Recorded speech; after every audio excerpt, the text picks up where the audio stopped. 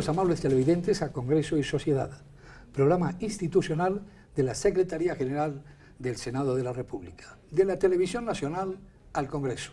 Es uno de los libretistas más exitosos en la historia de nuestra televisión. Pandillas, Guerra y Paz, autor de Sin tetas no hay paraíso y El Bronx, entre otras.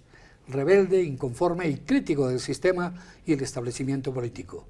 Llegó al Senado en la lista de los decentes, bajo las banderas de Gustavo Petro. Bienvenido a Congreso y Sociedad, senador Gustavo Bolívar. Néstor, muchas gracias por la invitación. Muy complacido estar aquí en tu programa. Gustavo Bolívar, el nombre de su jefe político y el apellido del Libertador. Sí.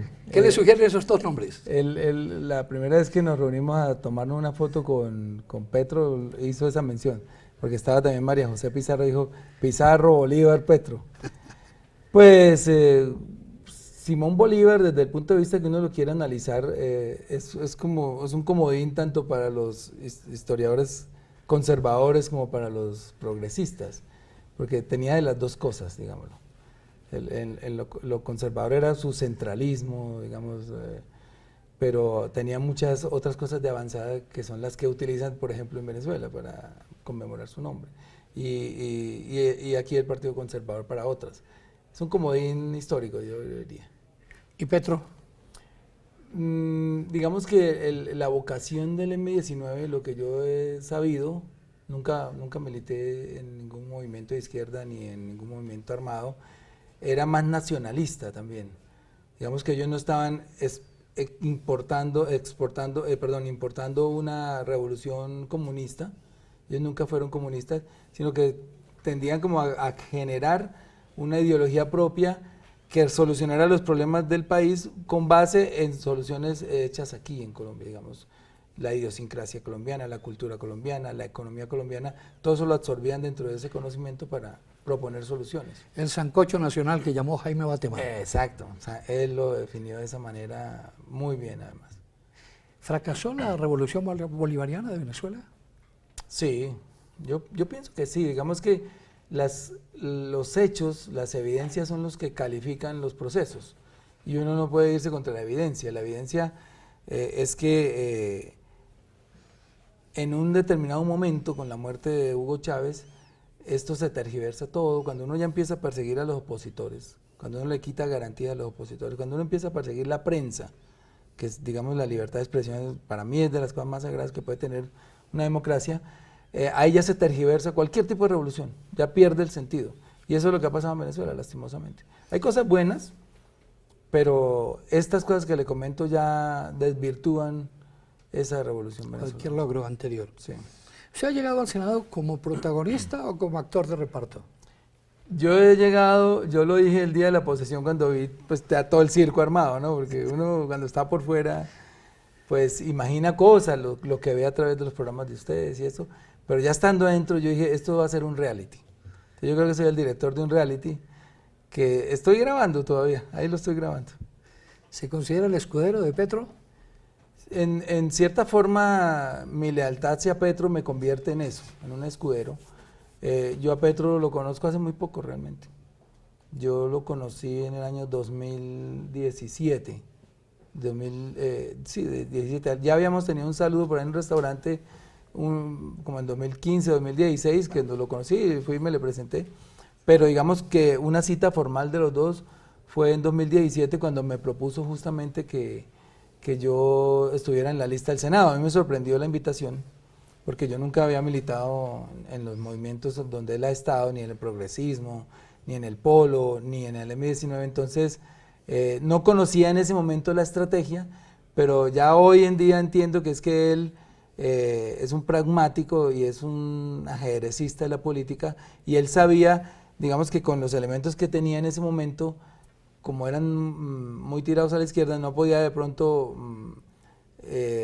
aspirar a que la lista pudiera llegar a un umbral de 500.000 votos que se necesitaban, y esto lo está haciendo hoy también. Él trata de buscar gente para el Consejo, para las asambleas, no importando su procedencia política, pero sí una línea, por lo menos de ética, buscar personas que no tengan compromisos con la corrupción, una línea ideológica, digamos que por lo menos esté jugando entre un espectro ideológico que va entre la izquierda y el centro. Obviamente él no buscará a alguien de derecha, pero ese es Petro, él siempre está buscando generar ese tipo de espacios para personas que también al movimiento le aporten, digamos, en este caso electoralmente. Usted es un experto en crear, en contar historias. ¿Cuál es la suya? Mi historia es la de un chico que nace en un barrio popular en Girardot, en el barrio Kennedy, que afortunadamente siempre descubrió muy temprano. Yo le digo a los chicos en las conferencias, en las universidades, en los colegios, la mayor riqueza es encontrar muy temprano la vocación, porque tiene uno mucho tiempo para cultivarla, para desarrollarla. Y a mí afortunadamente con una profesora de bachillerato encontré la vocación de la escritura muy joven, muy chiquito. Yo de 13 años ya estaba escribiendo cuentos, novelas. Y como me gustó tanto, supe que era lo mío y empecé a cultivar ese arte todo el tiempo hasta tratar de, pues a lo que me he convertido hoy. No puedo hablar de mí mismo si exitoso o si he alcanzado algún nivel de calidad, que todavía lo sigo buscando, pero sí digamos que una persona que ha sobresalido en el tema, digamos. Ese contacto suyo desde muy pequeño con la realidad social del país forjó una conciencia de clase. Sí, eso es definitivo, porque una cosa es que a uno le cuenten la pobreza y que uno le cuenten el barrio y lo que pasa, ¿no? Las noticias por lo regular cuentan siempre lo malo, que un atraco, que un asalto, que una violación, etcétera, pero no cuentan lo demás, ¿no? Esa masa que tiene sueños, esa masa que tiene metas, que anhelos, ¿no? Yo también quiero llegar a hacer algo, o tener un carro, o tener una carrera, o salir de este pueblo, conocer países, todo eso nunca lo cuentan los noticieros, pero uno lo vive ahí. Y entonces lo que uno entiende es que de todas esas personas que tenemos esos sueños, muy pocos los podemos cumplir, obviamente, porque estamos en un sitio donde no hay oportunidades. No hay oportunidades de empleo, de trabajo, de una beca menos, porque digamos los privilegios se los reparten en este país unos pocos. Y entonces por el camino uno va viendo que esos sueños se van quedando y la gente va desistiendo y se va yendo por otros rumbos. Y ahí es donde empieza, digamos, el país a descomponerse. Yo siempre le he dicho a todo el mundo, por ejemplo, Pablo Escobar, el mismo Popeye, si quiere metamos ahí a alguien del otro lado, un guerrillero terrible o un paramilitar terrible, todos esos hombres que han hecho tanto daño al país, en algún momento fueron niños, como los que yo le estoy relatando. Niños que jugaban pelota, que no decían groserías, que le hacían caso a la mamá, que mamaban de la teta de sus madres. ¿En qué momento esos niños inocentes se vuelven estos monstruos? ¿Y de quién es la culpa? Ahí es donde uno viene la reflexión. Todos éramos inocentes. Unos se volvieron narcotraficantes, otros paramilitares, otros delincuentes, secuestradores, lo que haya sido, pero todos sin excepción. Yo no conozco ningún niño que cargaba un arma a los 4 años o que matara gente. Todos éramos inocentes. ¿Cuándo se rompió la inocencia? Entonces ahí ya vienen las culpas. Ahí uno tiene que decir el Estado, la familia, o es una cadena que involucra a la familia, el Estado, la sociedad, el barrio, los dirigentes, el alcalde que tenga uno en ese momento. Entonces termina uno exonerando. Yo precisamente, yo sé que me vas a preguntar sobre Pandilla, Guerra y Paz, pero Vicky Hernández, que era la abogada de los pandilleros, al final tira esta tesis, porque pues, uno traslada lo que su pensamiento y lo que ha aprendido a los personajes. Y entonces ella, cuando está ante el juez, con los 5 chicos aquí, la pandilla completa, se tira este discurso y le dice: ¿quién tiene más culpa, que este niño haya delinquido o este político que le robó su plata de la educación? Entonces ahí es donde viene uno también a entender a todas estas personas que muchos cuestionan con mucha crueldad, pero que no van al fondo del asunto. Sí, ese guerrillero detestable, ese paramilitar terrible, ese tal monstruoso, pero ya fueron a averiguar de dónde salió, de dónde nació. No nació en Suiza, no nació en Dinamarca. Gustavo Bolívar, su historia, su lucha, aquí en Congreso y Sociedad. Vamos a algunos mensajes institucionales y ya regresamos.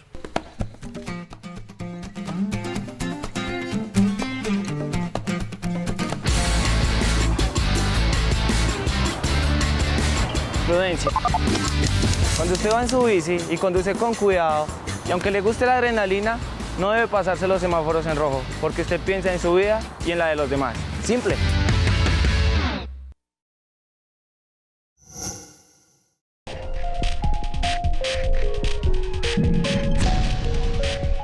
¿Qué significa que la JEP esté en marcha? Significa que está en marcha una justicia preparada para exigir verdad y trabajar por la reconciliación y la restauración de las víctimas. Significa que está en marcha una justicia especial, capaz de entender el momento histórico que atraviesa el país. Significa que está en marcha una justicia nueva, que aprendió las lecciones del pasado. Pero ante todo, que la JEP esté en marcha significa que somos un pueblo que sabe que la justicia es indispensable para lograr el país que todos anhelamos. JEP, en marcha.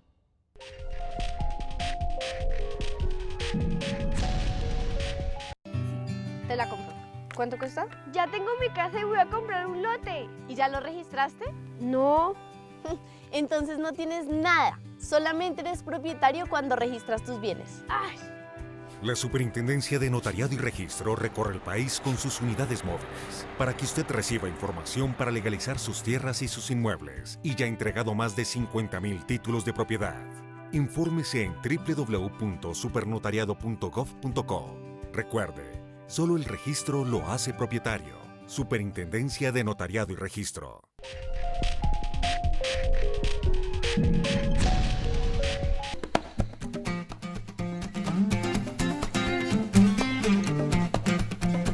De nuevo en Congreso y Sociedad con el senador Gustavo Bolívar.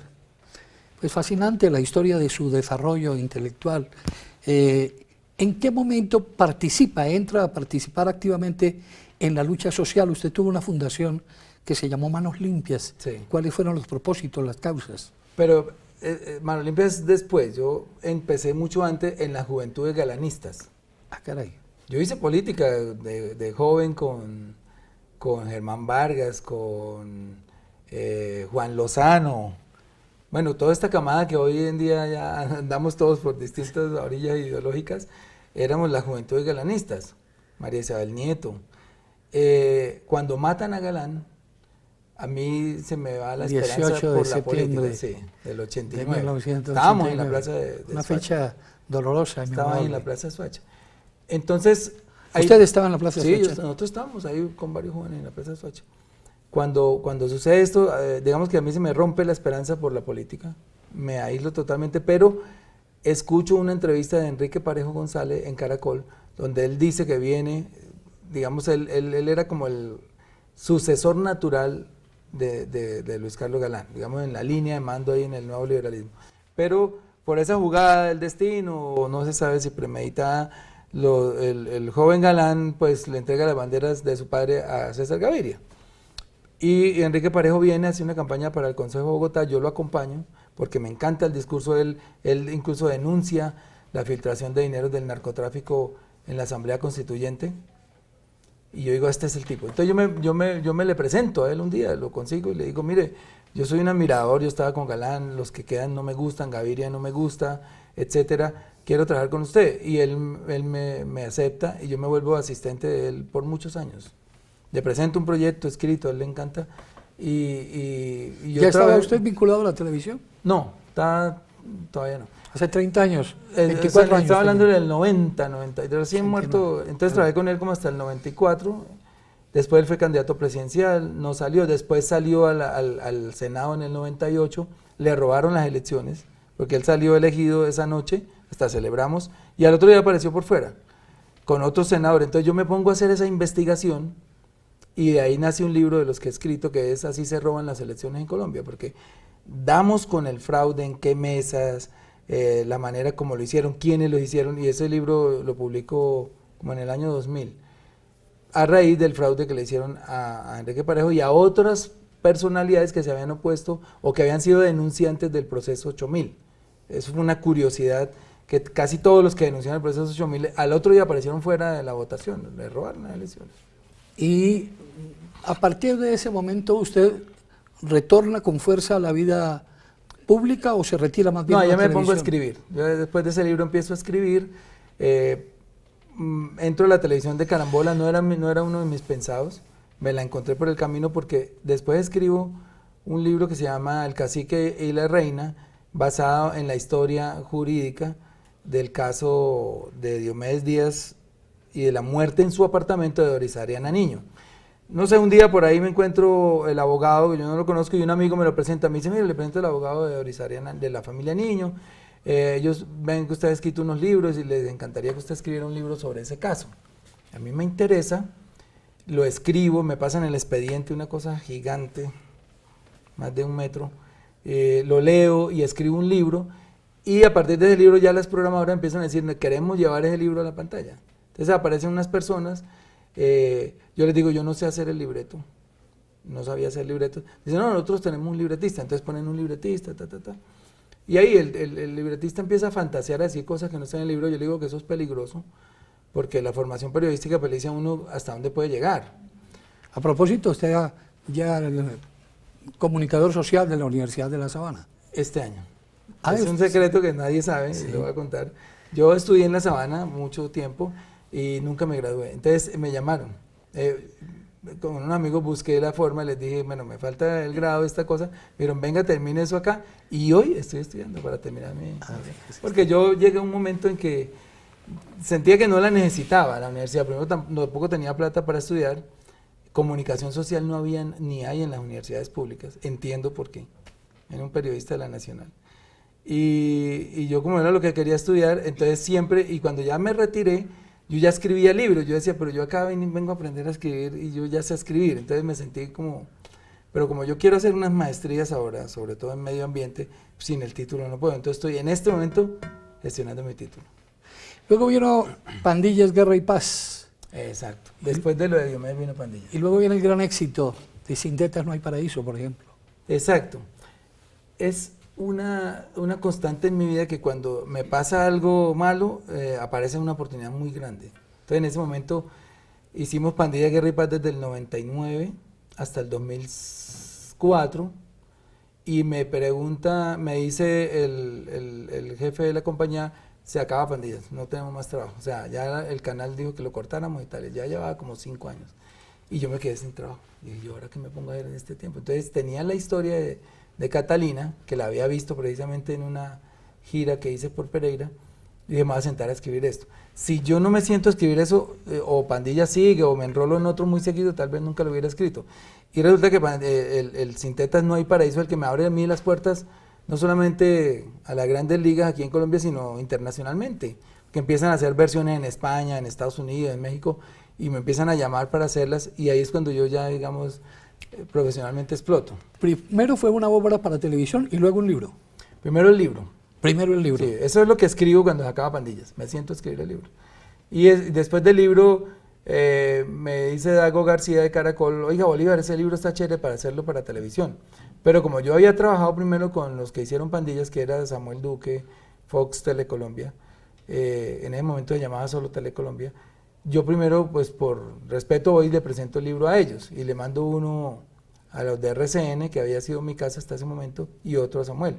Pero el título les parece muy, muy complicado, o sea, se dejaron ganar del Pero ya había escrito García Márquez las historias de mis No, putas eso fue tristes. como por el año siguiente.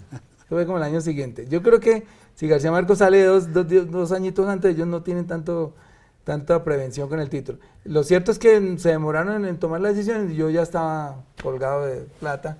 Entonces yo le digo a Dago, bueno, hagámosla, y la hicimos. Y eso fue un éxito increíble. Extraordinario, que lo ha catapultado a unos escenarios impensables. El Bronx, una obra reciente, muy exitosa, ¿es fruto de una gran investigación? Sí, pues cuando yo siempre estoy pendiente, los escritores estamos pendientes de las historias que están trading, digamos, las que están sonando, y en el momento se presenta la invasión del Bronx, la toma del Bronx por parte de la alcaldía, y toda esa noticia que generó el llegar a descubrir ahí una cantidad de cosas escabrosas que empezó a publicar la prensa, me hizo pensar que ahí había una historia buena para llevar a televisión, y pasé un proyecto a Telecolombia y lo aprobaron. Así fue que empezó la historia del Bronx. ¿Qué mensaje deja el Bronx? El mensaje del Bronx es muy claro, y es que la droga no tiene estrato social. Porque ahí precisamente lo que yo hago es invento una familia de ricos, una de clase media, unos extranjeros y unos muy pobres que confluyen allá por el vicio de la droga. O sea, el vicio no respeta capa social, le pega a cualquier persona. Entonces, es más un llamado de atención sobre un tema que estoy tratando ya acá en el Congreso, que es la regulación de las drogas. El Congreso, la política, sus ideas, con Gustavo Bolívar en nuestro próximo segmento. Vamos a algunos mensajes institucionales y ya regresamos.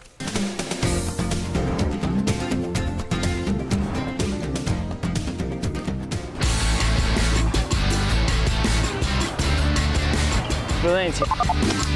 Cuando usted va en su bici y conduce con cuidado, y aunque le guste la adrenalina, no debe pasarse los semáforos en rojo, porque usted piensa en su vida y en la de los demás. Simple.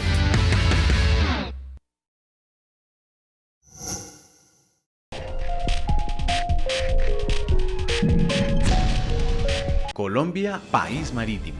El 45% del territorio colombiano está representado por mar. Los océanos de biodiversidad, comercio, tecnología, industria y recreación mueven la economía del país. Por el aporte del gremio marítimo, la gente de mar y la ciudadanía, la Dirección General Marítima vela día a día por la seguridad integral marítima, la protección de la vida humana en el mar y el desarrollo científico y tecnológico de la nación.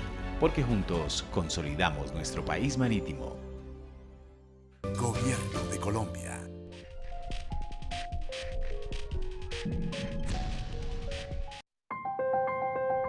¿Y qué tal si aprendemos a decir la verdad? ¿Y qué tal si escuchamos al otro y comenzamos a reconciliarnos? ¿Y qué tal si entendemos que todos tenemos derechos a pesar de haber cometido crímenes en el pasado? ¿Y qué tal si aprendemos a reparar los corazones y permitimos que las heridas sanen?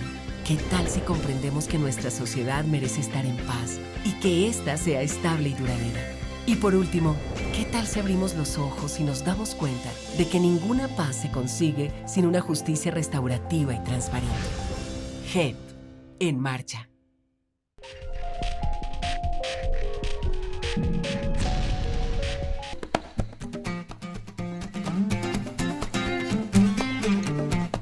De nuevo en Congreso y Sociedad con el senador Gustavo Bolívar.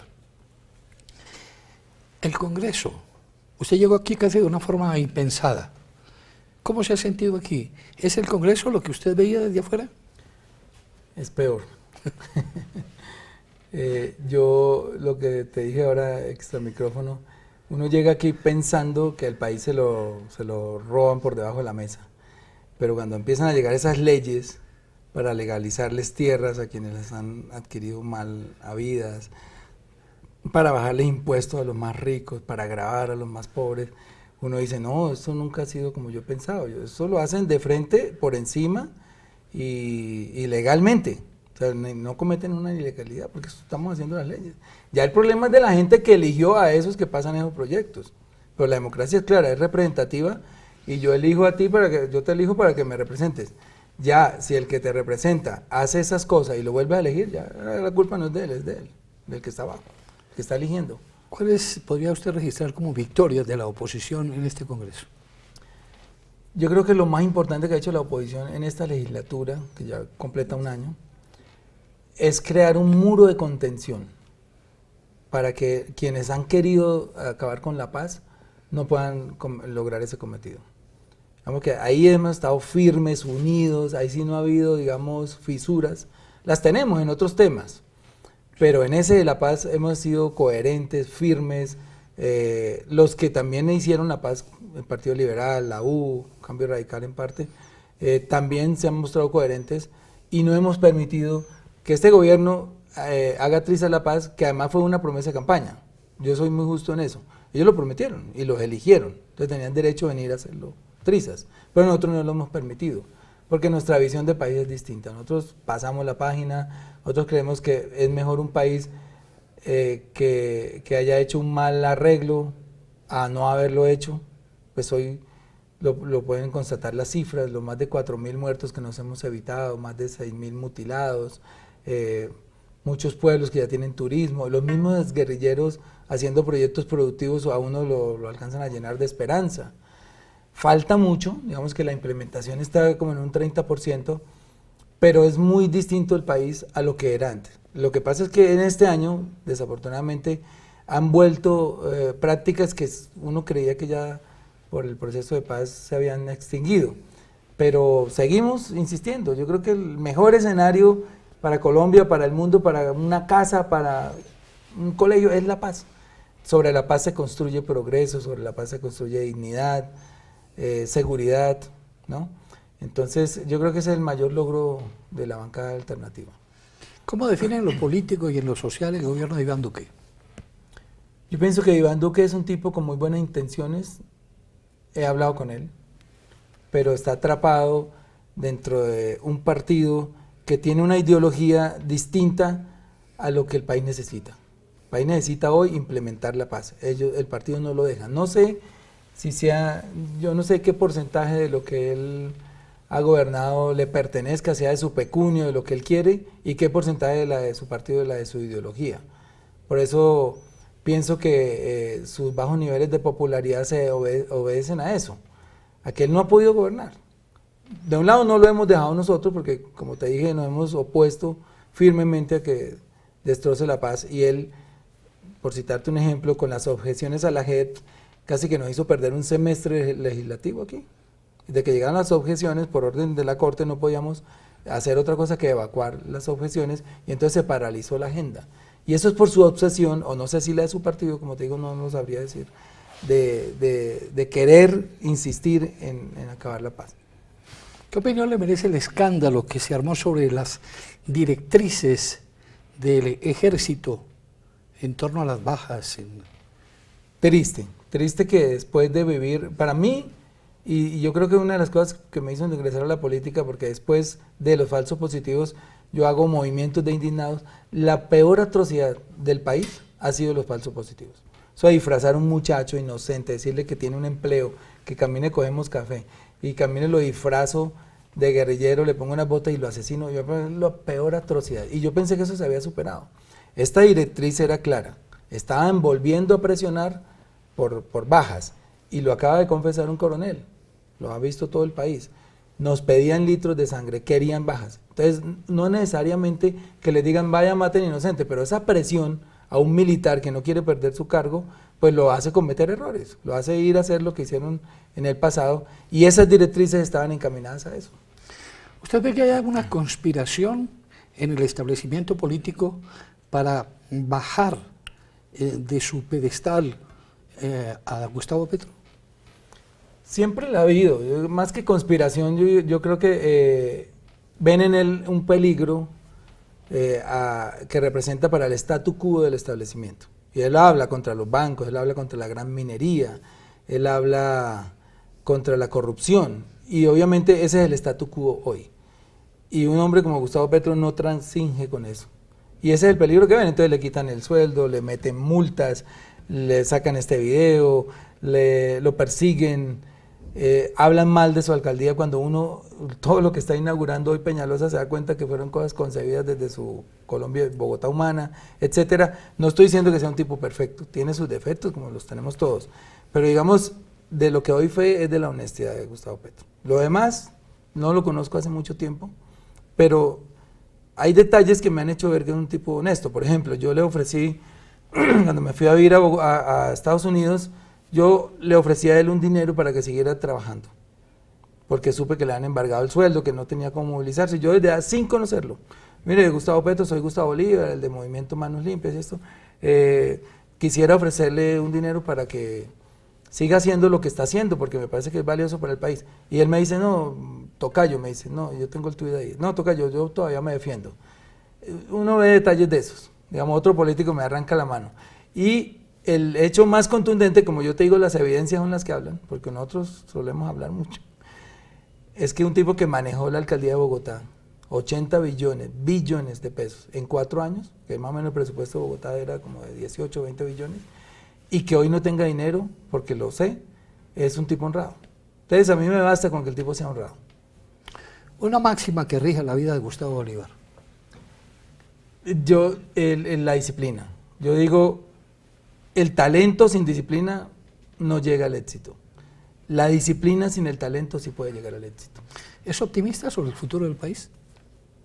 Hoy no, pero digamos en términos generales sí. Hoy estoy pesimista. Sí. Recuerde usted que son los optimistas los que cambian el mundo. Sí, por eso te digo, hoy no, pero en términos generales sí soy optimista. O sea, estoy diciendo después de 2022, cuando podamos llegar al poder. Muchas gracias a Gustavo Bolívar por su presencia aquí en Congreso y Sociedad. Néstor, muy buena charla. Muchas gracias por las preguntas. A ustedes, amables televidentes, los invitamos a contactarnos a través de nuestras redes sociales. Los esperamos aquí, en Congreso y Sociedad, en una próxima oportunidad.